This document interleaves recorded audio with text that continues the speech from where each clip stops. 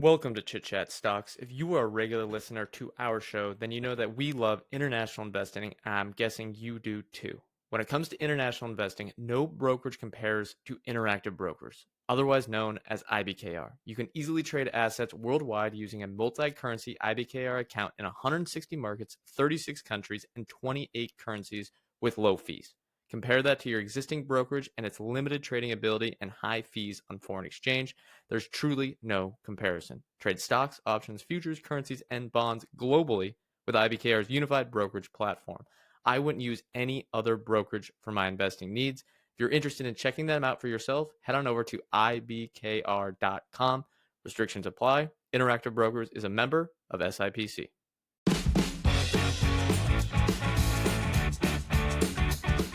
Welcome to Chit Chat Stocks. On this show, hosts Ryan Henderson and Brett Schaefer analyze businesses and riff on the world of investing. As a quick reminder, Chit Chat Stocks is a CCM Media Group podcast.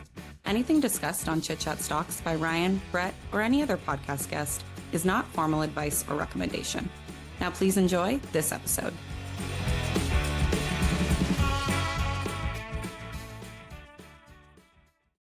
Welcome to another edition of the Chit Chat Stocks podcast. My name is Brett Schaefer, and as always, joined by Ryan Henderson. Today, we have an episode covering a stock research report, a company that is known by, I think, a subset of the investment community, but given that it operates in Southeast Asia, it's not known as well among the entire, US or European investor community, and that is Grab Holdings. Ryan did a research report on this one, so I'm going to lead him through the episode, let him go through his notes, what he uncovered on this stock, and how the business works, its history, and then we'll get to any conclusions and whether he's thinking of buying, what the valuation looks like, all that good stuff. We're going to do a comprehensive report throughout this podcast episode, and if you want the written notes, subscribe to our newsletter on Substack, Chit Chat Stocks. So Ryan, Grab Holdings, as you have in the title here, the super app dominating, or we may or may not use that word, but the super app dominating Southeast Asia. How did Grab get started? Yeah, Grab really has become what I would call a super app. They have more than 40 million monthly transacting users. I think it's more than 100 million annually. And they operate in 8 different countries. They're the leading market share provider in most of those countries for their core operations. They were the first ever decacorn, so I believe that's $10 billion private valuation out of Southeast Asia, and they are one of the largest companies in the region by market cap today. We're going to look at how they got here, like you just mentioned, and then hopefully I can give some thoughts on whether or not I think their ascent can continue. But Grab was conceived in 2012 by Anthony Tan and Tan Hui Ling for a startup competition at Harvard Business School. So both Anthony Tan and Tan Hui Ling, they were from Malaysia. They connected early on in their time as undergrads at Harvard. Both are actually still a part of the company today. Anthony Tan is the CEO, and Tan Hui Ling, I'm not sure on her exact title, but she's still a pretty big shareholder. And Anthony grew up as the youngest of 3 sons in one of Malaysia's wealthiest families. So his grandfather founded Tan Chong Motor, which is apparently a huge multinational auto distributor. And so the plan was he would go off to Harvard Business School and come back and work for the family company. He was going to be rich no matter what. So there wasn't this driving financial motivation like he needed to get out of existing circumstances or anything like that. But and he actually talks pretty openly about this, because he's like, he calls himself a rebel without a cause. Like, there wasn't this dire need to become wealthy, but my guess is that he wanted to establish something of his own. And he actually talks a lot about like parents in Malaysian culture are like constantly sort of like unapproving of like new ventures and new bets. And he was telling his dad, who was running Tan Chong Motor, about like like this idea that he was after, and his dad was like, yeah, good luck with that, but I don't want you to bother me with this idea anymore. Obviously it's been a huge success since, so kudos to him, I guess. But anyways, Anthony had attended some conference while studying at Harvard that made him think about the potential that ride hailing services could have in Southeast Asia. This was 2010 to 2012 time period. So I believe Uber had just kind of launched, if I'm not mistaken. I think that was like 2008 was Uber's launch. Brett, maybe you can fact check me Would have there. been later. I believe 2011 when this, because the App Store would have had to been up and running That's and right. more popular on iPhones. Anyway, he attended some conference where it sparked the idea of ride hailing potential, uh, initially in North America, but he thought it could be applied to Southeast Asia as well. And he and Tan Hui Ling talked about the idea frequently. And apparently, one of the biggest issues at the time with the taxi system in Southeast Asia was actually safety, particularly for women. So I think listeners and readers can probably imagine the types of issues that happened here. And in fact, it was such a big problem. Tan Hui Ling, who is female, shares this story where she was working for McKinsey in Malaysia. She would have some late nights. She would take a late night taxi ride home, and she recalls having to pretend to be on the phone the whole time just so drivers knew that she could like report issues immediately if they decided not to like take her where she was supposed to go or whatever. So they knew there had to be a better system for this. So the idea they conceived was called My Texi, TEKSI. It's changed over time, but that was the Malaysian pronunciation for it.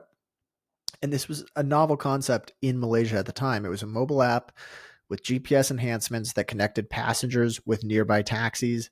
The big unlock here for women especially was that the trip was being tracked by GPS, which made them feel much safer. This concept won first runner-up at the Harvard Business School startup competition, and they received $25,000 as seed funding to help start the business. So the value proposition from the consumer's perspective was obvious, right? You were getting rides on demand that were much safer, and it obviously meant that a lot of people were interested in the app from the consumer side. But the hard part was getting taxi drivers on board. So I thought this was actually an interesting snippet from an interview with Anthony Tan. The interview says, to get drivers on board in the early days, Tan was on the ground traveling across Southeast Asia, trying to convince taxi workers to try Grab. Tan noticed that before starting their shift in the morning, drivers in Ho Chi Minh City, Vietnam, would stop at a gas station to drink coffee. So he would show up at around 4 a.m. to give out free coffee to the taxi drivers, which is also when he pitched them to join Grab. Nice little hustle story from a CEO in the early days. But that was the expansion model. Get taxi drivers to offer to put themselves up on mytaxi.com.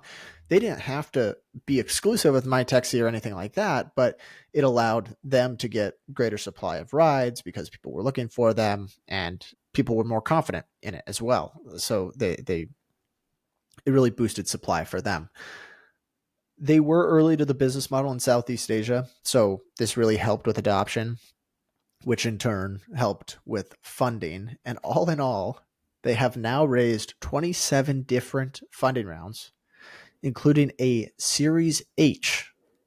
That might be the highest I've ever seen. Yeah, could be a record there. They were a Silicon Valley favorite, raising money from some of the large funds, some of the crossover funds that take people into public markets, as we saw with the history of Uber and the competition there. It was a very cutthroat industry at the start. But, and we'll get through some of the competitive dynamics today later, let's go through what the business looks like today. You called it a super app or a budding super app. They're trying to do a lot of things for Southeast Asian consumers.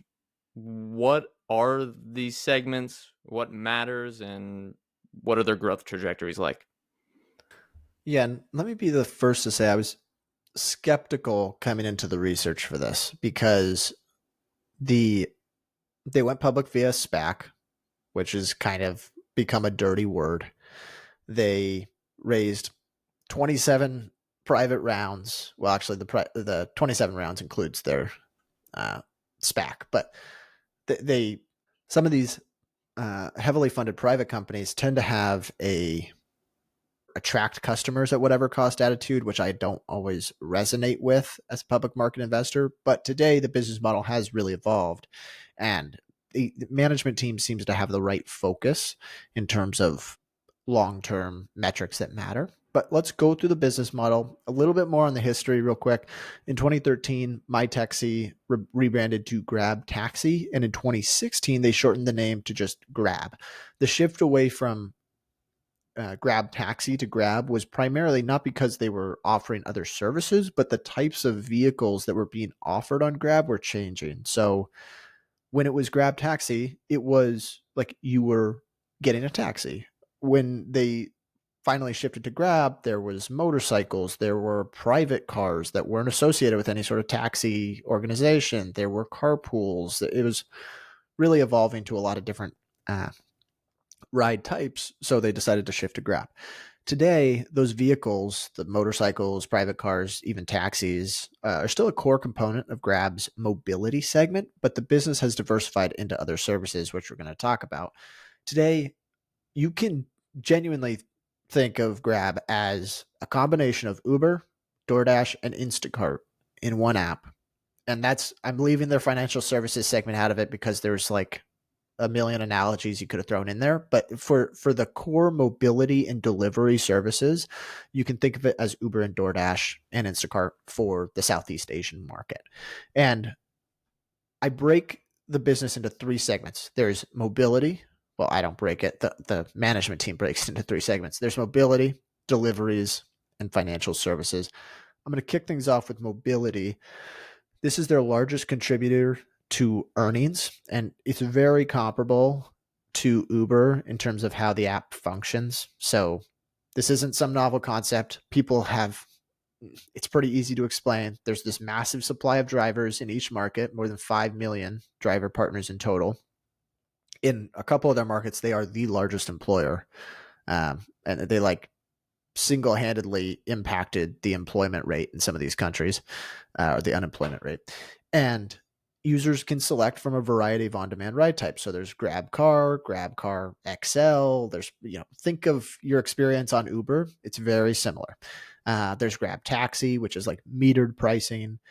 But there's also the Grab Bike, which is very popular as a mode of transportation in Southeast Asia. So it's kind of good that they got to that early. And it's for anyone that's curious on how this works in, say, poorer areas of the world, you can literally buy a taxi where you just hop on the back of a moped for about 50 cents. So not sure that it's the safest mode of transportation, but it is an option out there that is quite popular.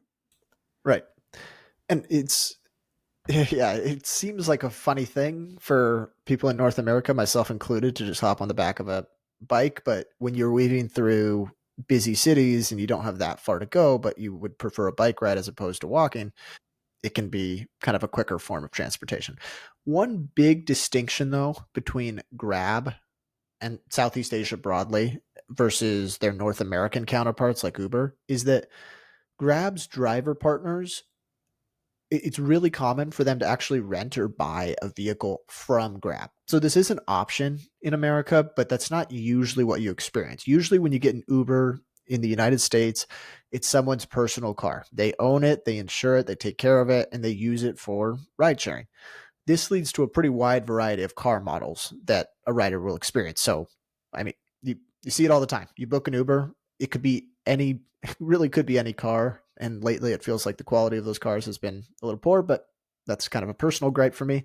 For Grab, depending on the particular market, they actually have pretty strong control over the vehicle fleet. So Grab partners with auto companies like BYD, Hyundai, and others, and either buys or leases a fleet of vehicles that they then rent out or even sell to partners. So right now they're really promoting electric vehicles, and you see them talk about this all the time on their conference calls. This electric vehicles in particular has a couple of benefits for Grab. One, EVs are cheaper, and it's actually becomes a revenue driver for them. So when the vehicle is a part of the quote Grab fleet, Grab is actually the ones often paying for the charging and the maintenance of the vehicle. And to kind of save some costs here, they have massive commercial charging partnerships. They offer vehicles that are the same. Their fleet is typically vehicles that are the same make model, so servicing them is easier and cheaper. And they can price this into the drivers who are renting from them, and it allows driver supply to grow really quickly, because by offering the vehicles, drivers have less upfront costs to get started, which means Grab can get more supply. More supply means lower prices means more rides, and so on. So it's kind of this nice feedback loop. Basically, it's allowing people that wouldn't become drivers to make this one of, if not their biggest gig work, or their biggest sort of employment service. And by controlling the fleet, there's actually a lot Grab can do to improve ride volumes and margins. So they have a lot of margin control by these partnerships with different automakers and vehicle makers. And you see this is actually pretty common apparently, where like individuals will take out a loan from Grab, and this kind of leads into the financial services segment. They'll take out a loan for a bike from Grab. They'll then, once they're paying that off, they'll get 2 more bikes from Grab, and they'll give them to 2 of their friends and have them start driving and paying them off, if that makes sense. So it's like people are kind of building businesses around this by renting or taking out loans for bikes from Grab. For this segment overall, this isn't like they're not some niche provider here. Grab is the clear leader in the space in Southeast Asia. They've got 97% market share in Malaysia, 91% in the Philippines, 85% in Thailand, 67% in Vietnam. Some of these numbers might be slightly outdated, but they are the leading market share provider. The only core market for them where it's still competitive is Indonesia. Now, this is the largest market in Southeast Asia. So Indonesia, for reference, has 275 million people. All of Southeast Asia has about 650 million. And they split the Indonesian market pretty much 50-50 with a company called Gojek, which is ride sharing plus food delivery. And the parent company is called GoTo. And they're actually, the rumors are Grab is looking to acquire GoTo, the parent company here. They just raised a $1.2 billion convertible note, which does make it look like they're pulling together financing to make this deal happen. They have denied that the deal is going to happen, but it would make sense that they go after it, because this would really consolidate all market share and give them tons of power in pretty much all of their markets. And they have done a similar deal to this, which I'll talk about in a second, but really they would be like the only player in town in Indonesia if that were to happen. To put some numbers on Grab's mobility segment over the last 12 months, they have generated $1.1 billion in revenue. I believe it's around like 6 or so billion in GMV, gross merchandise value. Let me double check that. Yeah, 6.9 billion in 2024 in GMV. And they've got 55% EBITDA margins from this segment. I mean, you think about, it's just a take rate, right? So the revenue is kind of misleading here, but it's basically, I believe, 9% of their GMV gets converted into EBITDA dollars for that segment. So I'll leave it there. Thoughts on the mobility segment overall? Any questions, Brett? It makes sense that they're financing stuff with them. I guess that gives them a larger piece of the pie. Maybe that could lead them to some financial liabilities down the road if they're not smart about this, but they do have the balance sheet to absorb that and kind of grow with the business if need be. It doesn't seem to be a problem yet. For anyone that understands the Uber or Lyft business, I don't think this is one that's hard to comprehend. You still have the similar take rate model. It's technically outside of that other thing they do with the financing, pretty asset light. You just build the marketplace and get your cut, as you mentioned, 9% of GMV. My question is, what is the, do you know what the penetration is across these countries compared to the traditional taxi market? How large are the addressable markets in these nations? Are they way behind, for example, United States or China when it comes to ride sharing apps? Because that would give me, since it's really hard to know, these lower GDP per capita countries. It's different to just from where I live and where to understand how big of a potential market this is before they, try to move into adjacent opportunities. Sound the alarms. New sponsor alert. This episode is brought to you by TSOH Investment Research. TSOH is run by recurring guest and friend of ours, Alex Morris. Inside his research service, subscribers get access to 6 high-quality stock research reports per month, including initiation reports, as well as regular updates on current TSOH holdings and watchlist stocks.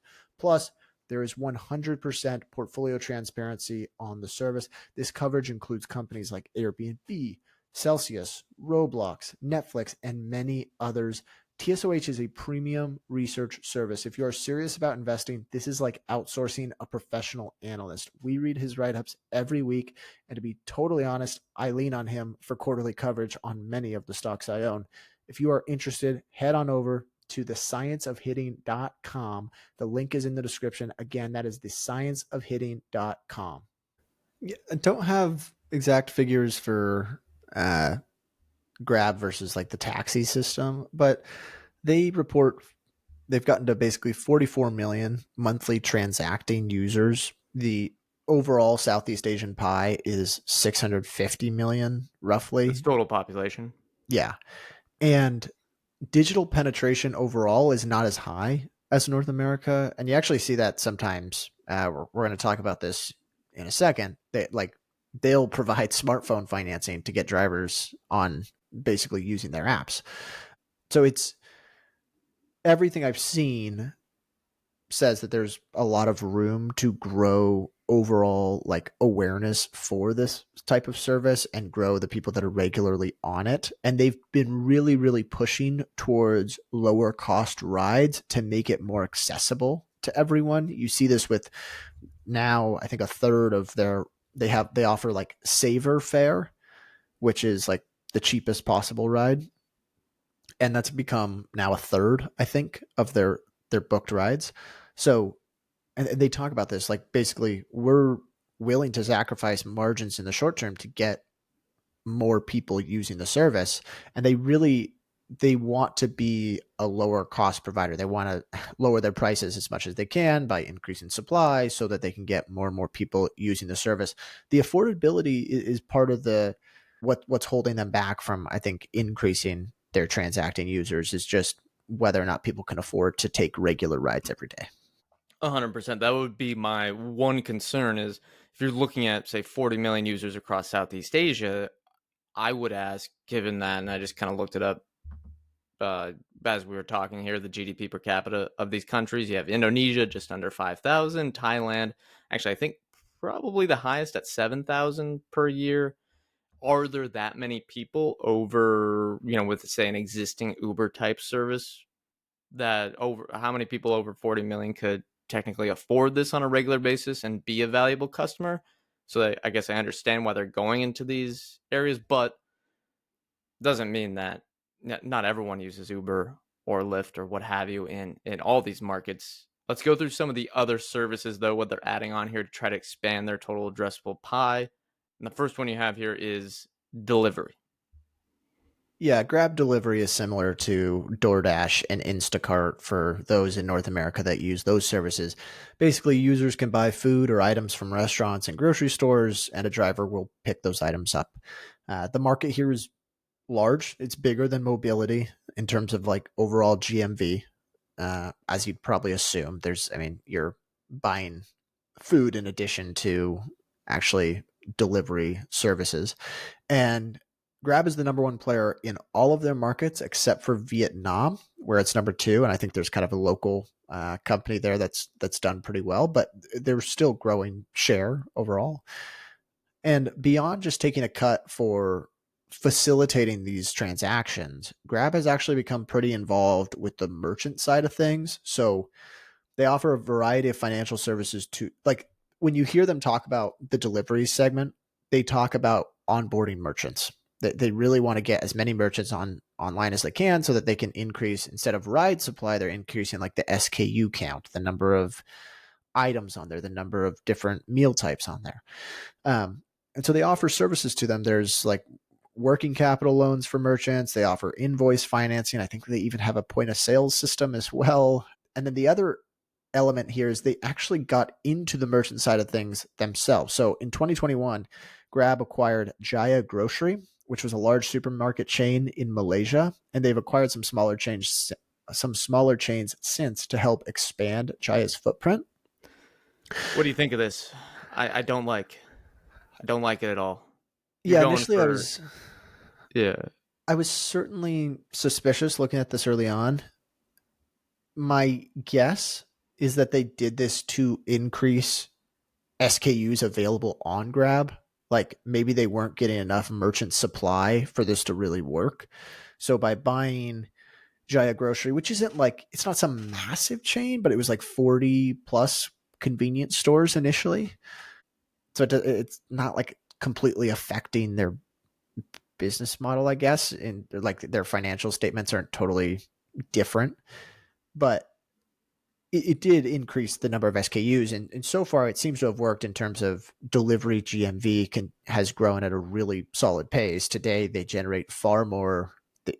They generate twice as much GMV from deliveries as they do from mobility, and it did not used to be the case. That wasn't the case previously, and it. I am pretty skeptical anytime a tech company gets into grocery, but it seems like this helped increase the amount of supply on their delivery business, especially Grab Mart, which is their like grocery service. Hard to say. They say positive things about it every quarter, but yeah, I would be a little hesitant. It's nice for them to start the service this way, like increase supply. They have to do it inorganically because they weren't able to go out and get enough merchant partners in the early days. But I don't necessarily want to see them continue like investing in this heavily, I guess, would be my worry. Is I don't want to see them become a grocery business overall. I want to see them continue to be a take rate business primarily. But so far, the results have gotten, I mean, they've gotten really good in the deliveries overall. So today, deliveries is Grab's largest segment by revenue, and they have turned the corner to profitability pretty quickly. So in 2022, they had negative 54% EBITDA margins. Today, it's positive 14%. And long term, management expects to convert 4% of their GMV in deliveries into EBITDA. I think right now it's at like 1.8%. Side note, advertising is a big business for them all over the place. So they have different places where they can advertise throughout the app, and especially on the delivery side of things. So here's a quote from the last conference call. It says, advertising revenue as a percentage of deliveries GMV continues to expand in the first quarter to 1.7% from 1.3% in the prior year. That advertising revenue is very low cost, so it's going to be a huge profit driver for them if they can continue to increase that. And they continue to talk about basically like, we're generating really good return on ads for our merchant partners, which makes sense. I mean, we talked about this with Instacart. Like, if you're a grocery store, you want to offload some inventory, throw out some major discounts on a service provider like this, like Instacart or GrabMart, and you're getting right in front of customers, and it's really a perfect place to advertise because you know it's a captive audience. And so I suspect that advertising penetration as a percentage of GMV will continue to rise, and that should help them get to that 4% target, would be my guess. In these countries where there's, at least I think, no expert on it, but where there's larger levels of income inequality compared to, say, the United States or Western Europe, which for anyone that doesn't know, it's hugely misleading that the US has giant income inequality.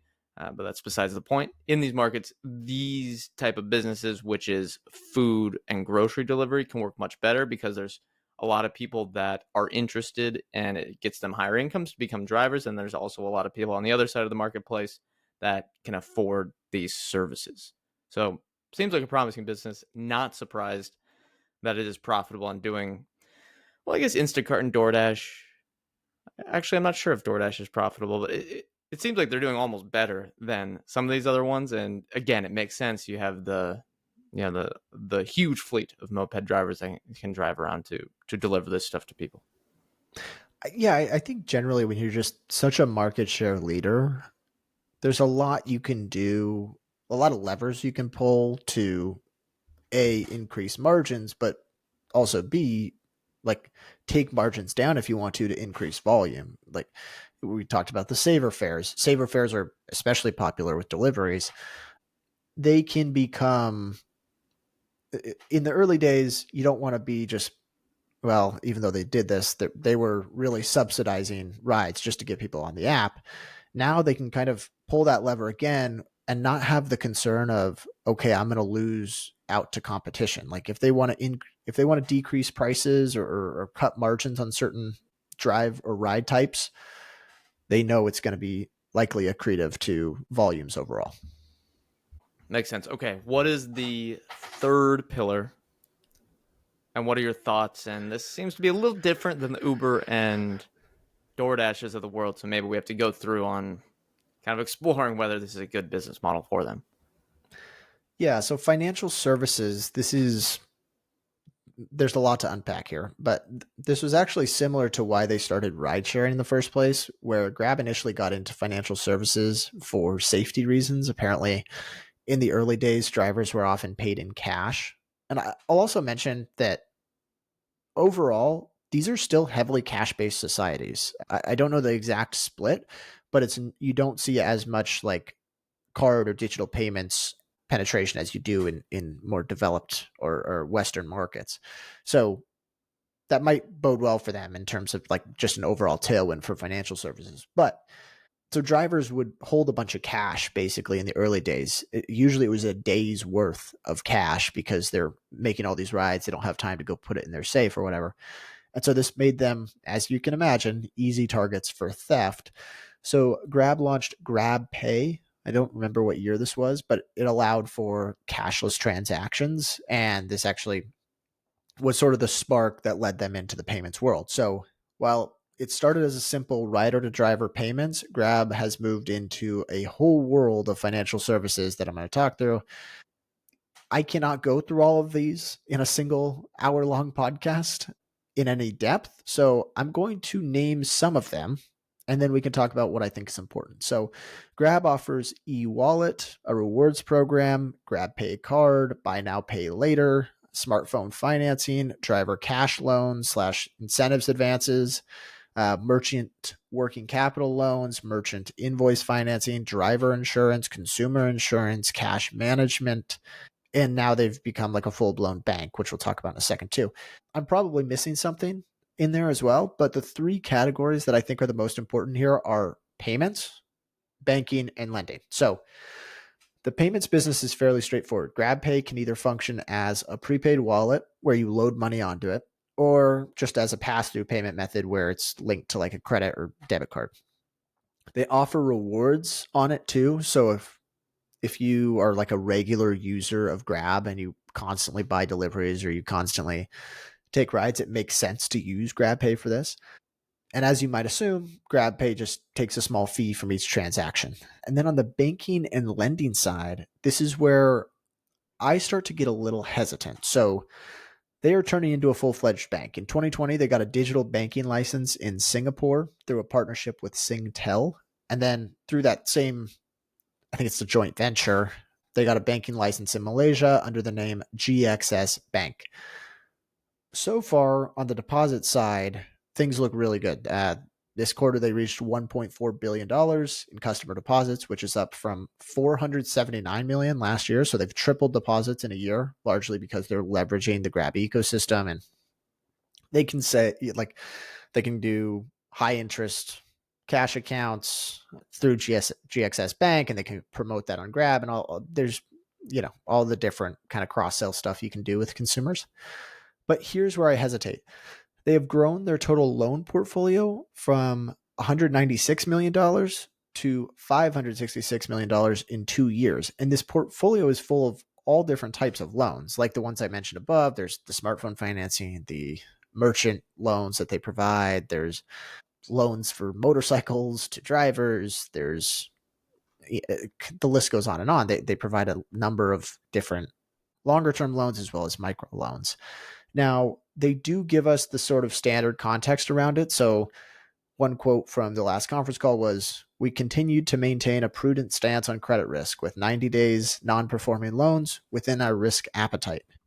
That's useless information. That's useless. I don't. Yeah, it is. Doesn't say anything.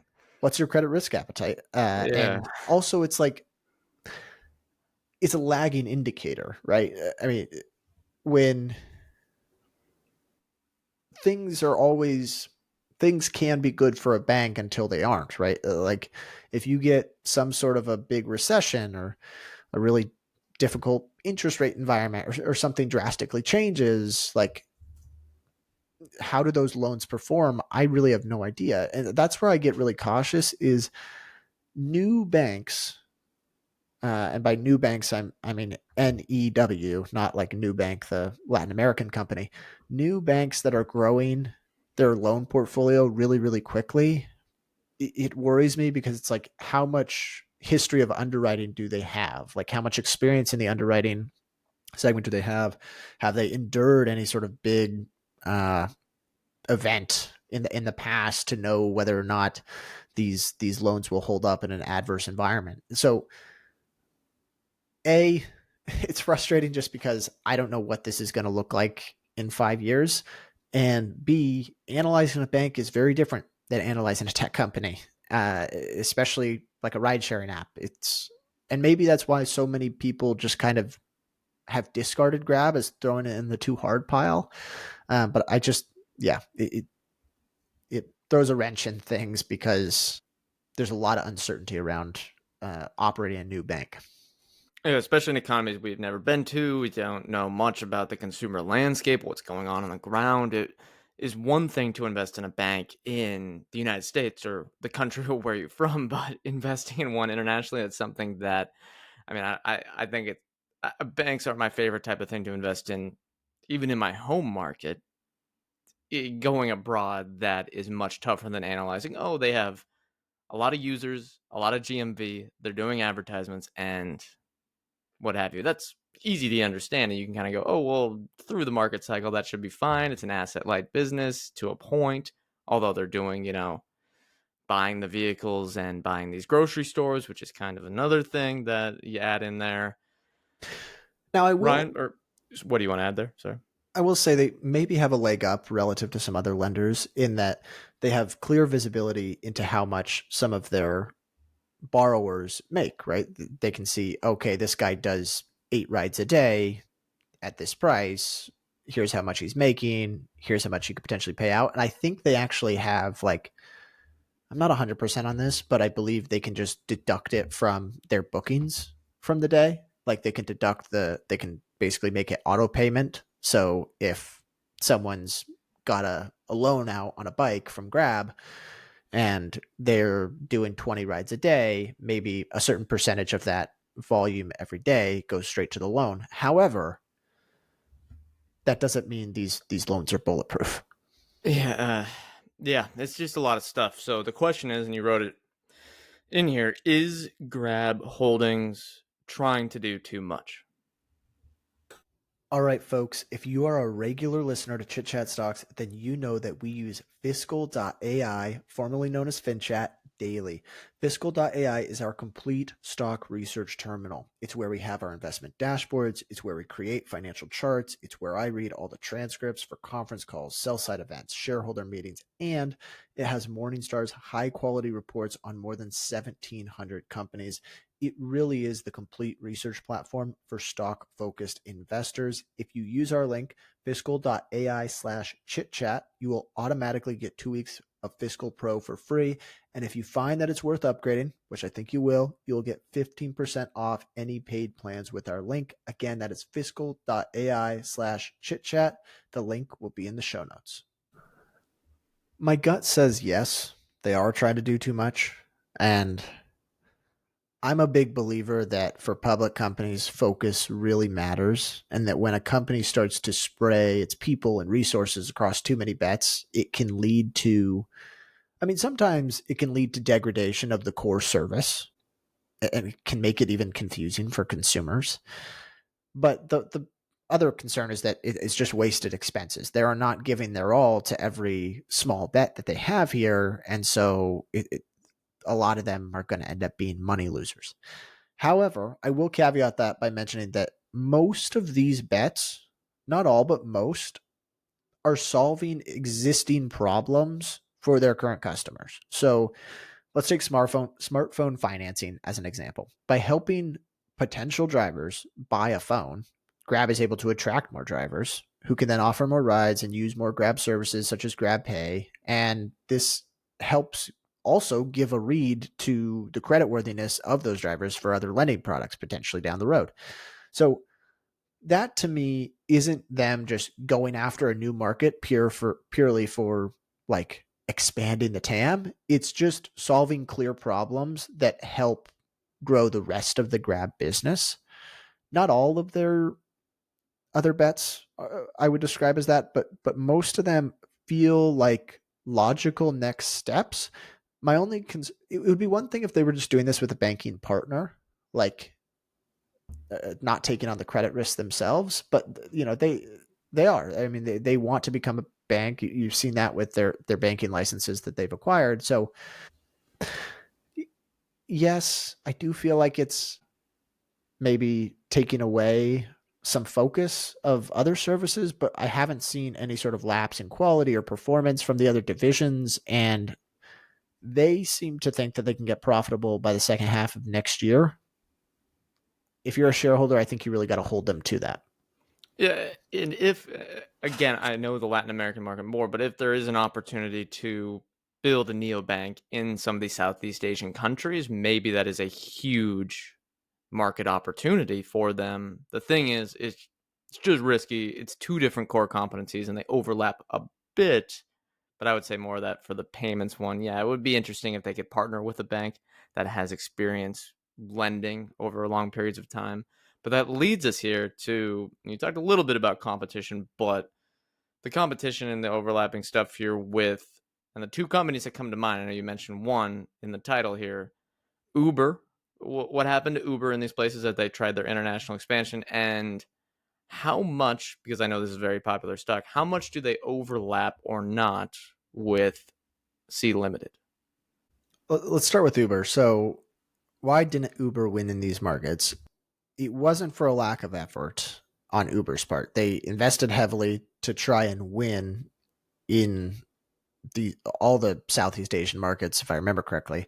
And they actually had gained pretty good traction using a similar model to what they had in North America, which was constant customer incentives. And by 2018, Uber was operating ride hailing services in 8 different countries, and they were operating Uber Eats in 3 of them.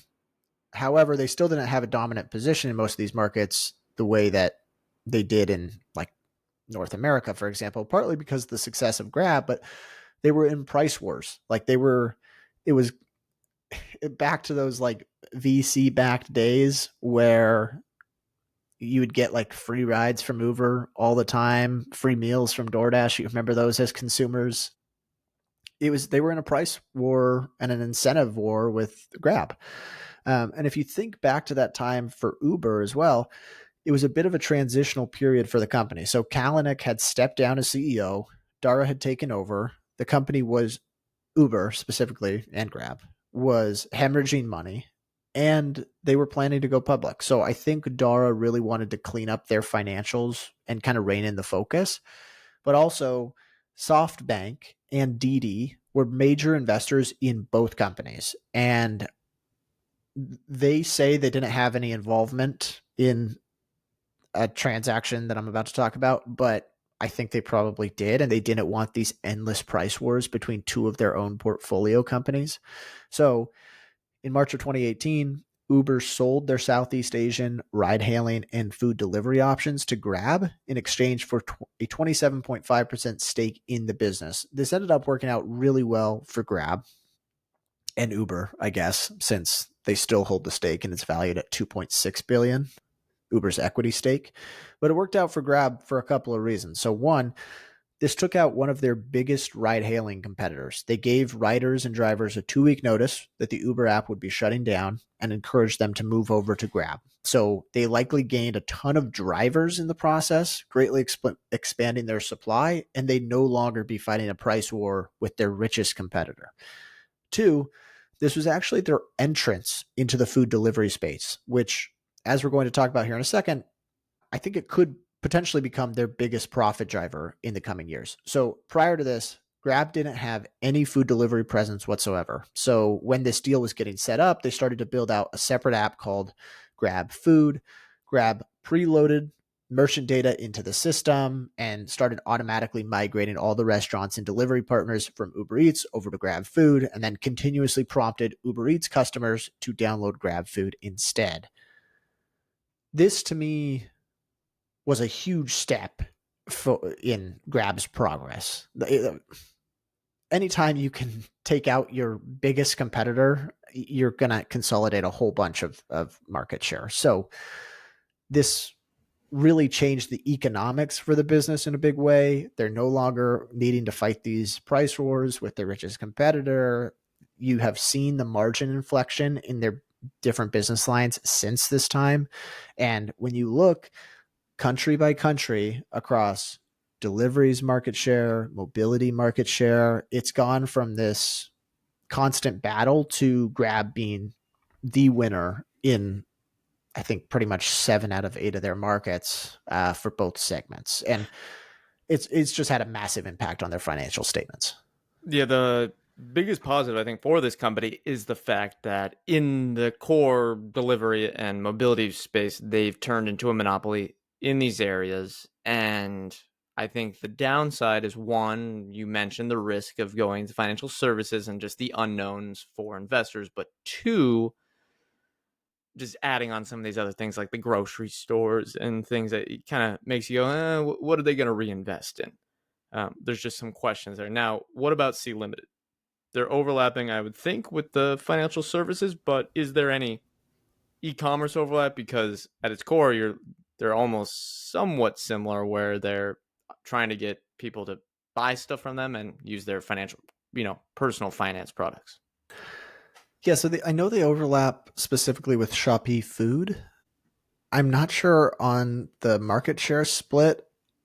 On all of the market share charts I saw, which some of them were outdated, Grab was the leader relative to Shopee for deliveries specifically. Mobility, I don't think there's any They don't overlap do with it. C. Yeah, it seems like they fend them off pretty well, but financial services, maybe from what I Yeah, they remember, could be. C is bigger.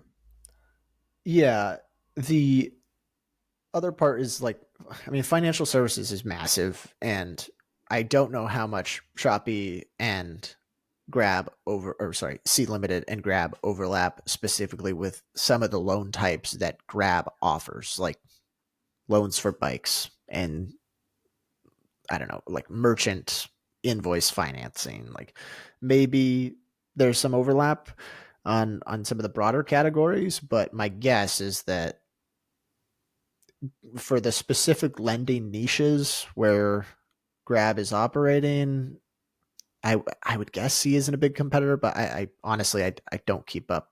I didn't do a dual research report here and look at C enough. So C is a much bigger company overall. I think it's 5 times the market cap roughly.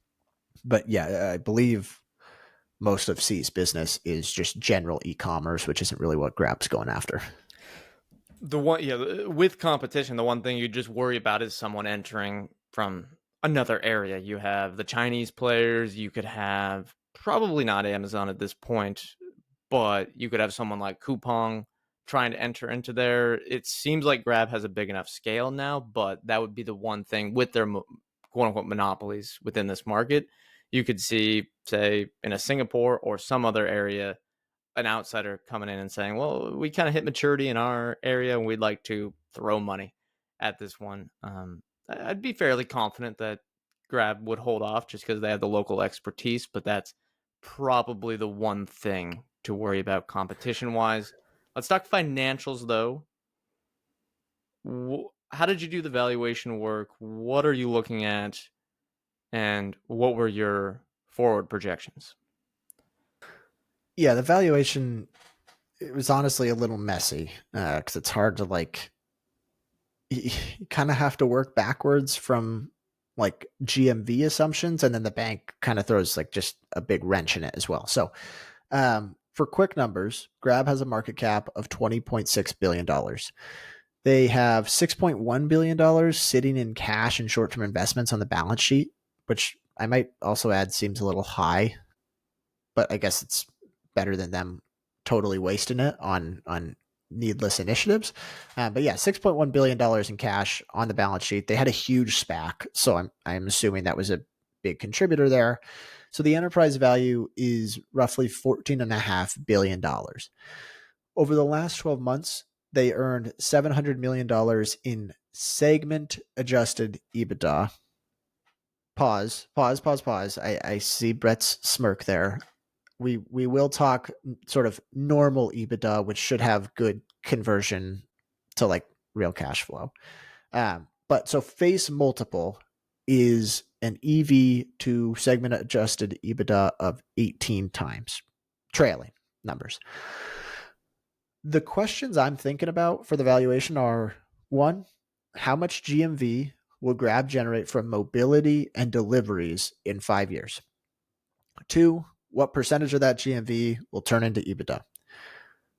Three, how much EBITDA will convert to real earnings? Which kudos to them because they actually split out, like they do segment level adjusted EBITDA, and then they have like corporate costs, like overall corporate costs, they actually break out as a line item. And they've been reducing that, actually, like not reducing it as a percentage, but just straight up, I think it's down like 15% corporate costs are overall over the last 2 years. And then the last one is, what is the financial services business worth, which is really hard for me to tell. But I have a little projections sheet. If you're interested in looking at the specific numbers, you can check out our Substack, and it's totally free. It'll be up there. But I'm not going to do all the math here on the podcast. I will talk over some of what I think are the big drivers. So my take is that I think they are really well positioned to grow volume in mobility and deliveries. This year, management's implied guidance expects mobility GMV to grow somewhere between 17% and 20%. Deliveries is expected to grow 15% to 17%. I think the growth rate will come down for both over time, especially mobility, where they're already like the mature player. But like I said, there's a lot of levers they can pull to increase the amount of riders. Like they can offer consumer incentives, get people on board, and then there isn't really that much competitive or competition in a lot of these markets. So it's like anyone that becomes a frequent rider is probably going to be sticking around with Grab. They can offer like different ride types, saver fares, that kind of thing. By reducing the fleet expenses with electric vehicles, they can reduce the cost to serve rides. They're really going a layer deeper now at this point in terms of how can they get more riders on the service. I assume GMV for mobility will grow at an average rate of 13% over the next 5 years. It could be, I expect it'll be somewhere more like 10% in 5 years. Who knows? Honestly, it's impossible to assume, but my guess is that mid-teens low teens seems reasonable as an average. Deliveries, I think, will be slightly higher, 14% to 15%, just because there's a lot more room to grow in that market and a lot of different levers they can pull. And they should see more margin expansion there as well. So in terms of the profit margins, management expects on the mobility ride sharing side, they expect 9% of GMV to convert to EBITDA. Right now, it's basically at 9%. And some quarters it'll be lower, some quarters it'll be higher. And management has talked about, look, we don't care about short-term margins. We care about long-term EBITDA and free cash flow. And getting people on the service is the step towards doing that. So either way, I think 9% is reasonable. For deliveries, they expect 4% of GMV to convert to EBITDA. I don't see any reason why that isn't possible. They're at 1.8% today, and they've turned the corner really quickly in terms of operating leverage there. So 4% seems reasonable. All in all, I expect mobility and deliveries to produce $2.1 billion in segment level EBITDA in 2029. I really don't think corporate costs will grow that much. They were down, I think it was like 13% this quarter. They've made it very much a priority to reduce corporate costs. Maybe it'll grow a little bit. So I have it growing at basically 2% a year from now until 2029. So I know that was a lot of numbers. Here's my final thing that's worth tracking. Between mobility and deliveries, I think they will do $1.7 billion in normal EBITDA in 2029. Today they have an enterprise value of 14.5 billion. So that would mean they're trading at 8.5 times 2029's mobility and deliveries EBITDA. Assuming financial services no value. Exactly. And that's basically what I pegged it at. I don't know what valuation to give it because so far they are have losing. Upside, Right. Honestly, I think it's pretty cheap, maybe reasonably valued for a very high quality business in Southeast Asia on the deliveries and mobility side of things. The bank and the financial services broadly, they expect to be cash flow positive next year, like second half of next year. And if they just continue to be profitable from that point on, like, yes, there's some real value there. And it could be really big. I could be totally underestimating this business. It could be like looking at Amazon in 2010 and chalking up no value to AWS. But I don't know what it's worth. It could also lose money. So I'm just kind of writing it off, just giving it like, what do I think the deliveries and mobility segment is worth independently? And then what is the bank worth? And I would say it's at a reasonable valuation purely on the deliveries and mobility side. I know listeners are probably asking, what's the stock-based compensation like? I wanted to pull up this chart from our friends at Fiscal AI. Remember, if you want these type of charts, use our link in the show notes, get 15% off any paid plan. $265 million in stock-based compensation over the last 12 months. So that's not going to totally wipe out earnings. It's at a fairly reasonable level, I would say. And the development versus that, and I know you just talked about financial services, so perhaps free cash flow isn't perfect here, but maybe you can correct me if I'm wrong. If we go back to 2022, they were doing $448 million in stock-based compensation, and they had negative $1.5 billion in free cash flow. By 2023, they were break-even free cash flow and had $300 million in stock-based comp, and then today it has fallen. So they've scaled up with, I think, and looking at their corporate costs as well, I think that's showing some good spending discipline as opposed to a lot of other technology companies. But we're at 854 million in free cash flow over the last 12 months. Pretty good developments there. We're seeing the operating leverage, and